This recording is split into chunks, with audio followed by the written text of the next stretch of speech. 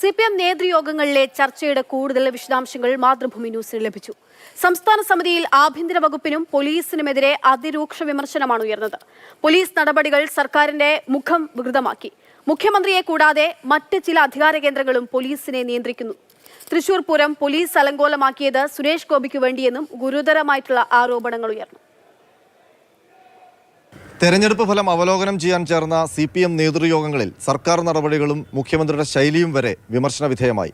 എന്നാൽ അതിലുമേറെ മുഖ്യമന്ത്രി നേരിട്ട് ഭരിക്കുന്ന ആഭ്യന്തര വകുപ്പിന് നേരെയായിരുന്നു അതിരൂക്ഷ വിമർശനം. മുഖ്യമന്ത്രിയെ കൂടാതെ മറ്റ് ചില അധികാര കേന്ദ്രങ്ങളും പോലീസ് സേനയെ നിയന്ത്രിക്കുന്നുവെന്നായിരുന്നു ഗൗരവമായ വിമർശനം. പോലീസിന്റെ മേൽത്തട്ട് മുതൽ താഴെത്തട്ട് വരെയുള്ള ഉദ്യോഗസ്ഥരുടെ നടപടികളെ അതിരൂക്ഷമായി വിമർശിക്കുന്നതായിരുന്നു CPM സംസ്ഥാന സമിതിയിലെ ചർച്ച. പോലീസിന്റെ പ്രവർത്തനങ്ങൾ സർക്കാരിന്റെ മുഖം വികൃതമാക്കി.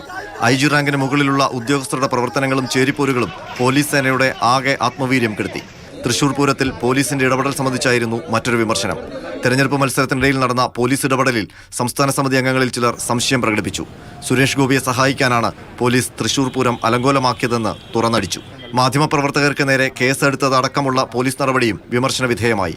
ഈ നടപടികൾ മാധ്യമങ്ങളും സർക്കാരും തമ്മിലുള്ള ബന്ധത്തെ ഉലച്ചു. സംസ്ഥാനത്ത് ക്രമസമാധാനം ഉറപ്പുവരുത്തുന്നതിൽ പോലീസിന് വലിയ വീഴ്ചയുണ്ടായെന്ന വിമർശനമുണ്ടായി. ഗുണ്ടാക്രമണങ്ങൾ ചൂണ്ടിക്കാട്ടിയായിരുന്നു ഈ വിമർശനം. നിരന്തരമുണ്ടായ ഗുണ്ടാക്രമണങ്ങൾ നേരിടുന്നതിൽ പോലീസ് പരാജയപ്പെട്ടു. തുടർച്ചയായുണ്ടായ കൊലപാതകങ്ങൾ നാട്ടിൽ ഭീതി പരത്തി. സ്ത്രീ സുരക്ഷ ഉറപ്പാക്കുന്നതിൽ പോലീസിന്റെ വിശ്വാസ്യത നഷ്ടപ്പെട്ടു. പ്രാദേശിക തലത്തിൽ പോലീസിൽ ചിലർക്ക് ഗുണ്ടാബന്ധവും കൊള്ളപ്പലിശ ഇടപാടുമുണ്ട്.